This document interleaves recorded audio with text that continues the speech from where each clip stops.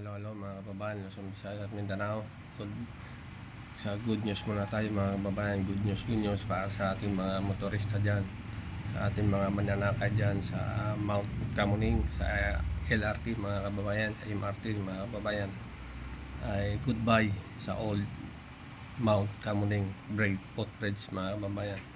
Kasi binuksan na po ang bagong footbridge mga kababayan. At friendly for PWD and seniors mga kababayan. Mantakin nyo po yung old Kamuning footbridge ay siguro ang taas nun nasa 4th floor. So isipin mo 4th floor ang aakyatin mo. Pagdating mo sa kabila, nahingal ka na mga kababayan. So itong bagong footbridge ay malaking pakinabang at malaking ginawa sa ating mga kababayan, sa mga motorista na mananakay sa MRT at sa mga buses mga kababayan. So ating ito panoorin ang bagong new footbridge sa Kamuning mga kababayan.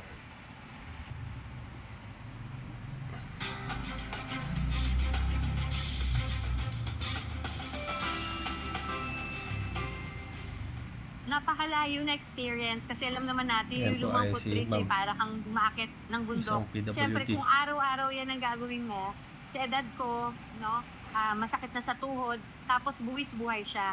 Hindi Tama. siya safe and accessible para sa mga vulnerable person like me who is a person with disability. You feel you belong already.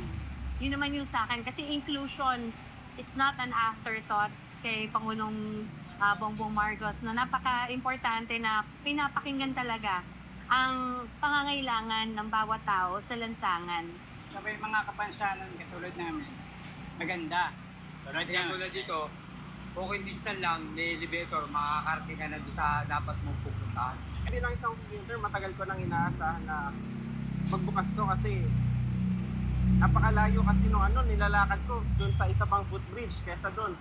Mas nag-oop ako maglakad doon sa footbridge na yun kasi mas malapit siya tsaka hindi na ganun kataas yung lalakarin ko. Tsaka pwede magpahinga ng may lilim sa araw. Kapag doon naman kasi, pagdating mo sa tuktok, bilad ka sa araw.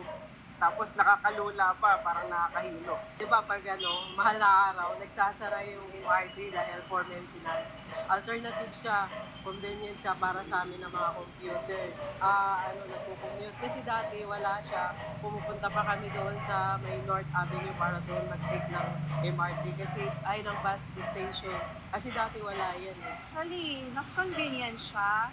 Then, ramdam ko na bibigyan ng halaga yung pagiging taxpayer ko. Thank you kasi at least Good merong comment. naibigay ito agad. Kasi alam ko sinabi niya to months ago lang, tas nandito na agad. Maraming salamat. Ayan po ang nakakatakot na footbridge mga kababayan. Ang taas niyan halos 4th floor ang katumpas niyan. So pag nandoon ka, pag malakas ang hangin, akala mo nasa bundok ka talaga mga kababayan. Kasi sa panahon ni ang dating presidente natin na war on drugs, bara-bara gumawa, minadali. Tingnan mo ngayon, maraming mga ghost projects, bara-bara. Pero itong bagong administrasyon ng PBBM ay patuloy gumagawa para sa ikakaunlad, para sa mga mamamayan, mga kabayan, para sa ating lahat. So ito na po yung bagong new Kamuning footbridge, ay friendly for PWD and senior citizens mga kababayan. So ang ganda niya, may bubong pa, maliwalas, malapad, at hindi ka matatakot pag ikaw ay tumawid mga kababayan. Ayun, kahit naka-weld siya si ma'am, ay pwede po siya kasi PWD friendly nga po sa mga kababayan. Yan. Gabi, Pilipinas. Bayan magandang balita sa mga taga Quezon City. Dahil ang dating Yan, sa Mount Quezon City, Kamuning Footbridge sa sabay lahat may ng kapalit ng commuters. mas maaliwalas, mas mababa, at friendly pa sa persons with disabilities. At hindi lang yan dahil ang sasalubong sa inyo ang bagong bihis ng Kamuning Expressway Station. Ayon din sa Transportation Department, plano nang gawin ang ganitong mga proyekto sa iba pang busway station. Then, Pinangulat that's ni Kenneth good. Pasyente. Tama yan. Para maging maayos lahat. Inakyat mismo ni Lalo doon sa may SM Mega Mall yun, ginagawa na ngayon. Liza Marcos at Presidential son Vinny Marcos ang lumang footbridge na binansagang Mount Camuning sa Quezon City. Giit ng Pangulo, hindi praktikal ang pagkakagawa nito. Bara-bara kasi. It's not very good at all. At saka, hindi mo ma-realize pag nandito ka sa Bara-barang pagkakagawa, wala sa plano. Mas mabuti na ito. That's why the first time that we saw it, nung in-inspection namin, yung MRT, ay sabi ko talagang hindi practical yung kanilang ginawa.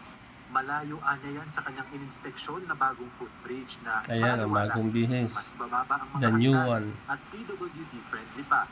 Sabi ng Pangulo, malaking ginhawa ito sa mga commuter lalo't konektado na ito sa MRT Camuning Station.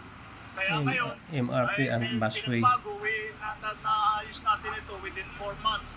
Ang pangako sa atin ay 6 na buwan, 4 na buwan pa lang tapos na.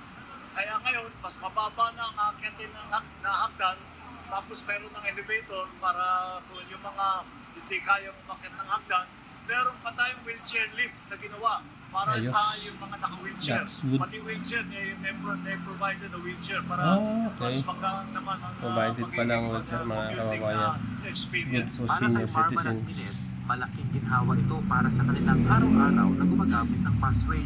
Mas mabilis, nakakadali yung pagbiyahe. Tsaka mas Sipin mo, akyatin mo yun sa taas, 4th floor. sa pasahero, mas hindi aasin. Mount Camuning na yun, 4th floor. It has to be. I think it was really most for the seniors. That's why, but anyway, public can use it naman. But for us seniors, it is a big help for us.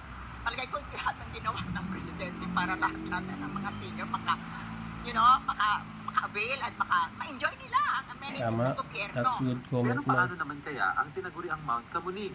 Wala na yung Mount Camuning. Hindi na nga. Tatanggalin na namin yung Mount Camuning para tuloy-tuloy na dito na lang gagamitin.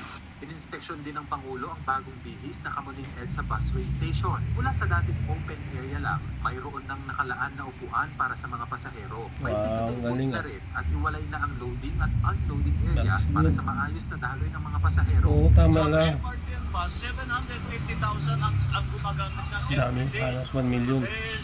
Mapapagaang lang ng kaunti ang kanilang mahirap na mag-commute. Mahaba, mainit. Sabi ko, dapat naman tugunan natin yung pang-araw-araw na dinadaanan ng ating mga kababayan para makapunta sa trabaho at para makauwi. At ito ay isang bahagi lang dyan. Ang susunod na ngayon dito ay titiyakin natin yung maintenance niyan lahat. Bahagi ang mga ito Tama, ng modernisasyon maintenance. ng pamahalaan Hindi sa lang yung EDSA paggawa. busway system na kabilang sa mga Importante, pangunahing maintenance, programa mga para sa mas kababayan. komportable at ligtas na biyahe ng mga commuter, lalo na sa EDSA. Nasa kabuuang 87 million pesos ang inilagak na pondo para sa nasabing proyekto. Ayon sa DOTR, plano na rin gawin ang ganitong mga proyekto sa iba pang busway station. May Bagong Barrio, Balintawak at sa Guadalupe. By third quarter of this year, matatapos din. It's the same template. Ganito din, kaayos, kaganda. Kene, pasyente para sa Pambansang TV sa Bagong Pilipinas. So, ayan mga kababayan, just comment down below. So, kudos kay Secretary DOT, DPWH Vince Dizon sa inyong pamumuno. Mga Secretary Vince Dizon, maraming salamat at sa ating mga Pangulo na todo suporta sa inyong mga proyekto. Maraming salamat po at maraming makikinabang. Goodbye, Mount Camuning. Welcome, new footbridge. God bless us all mga kababayan.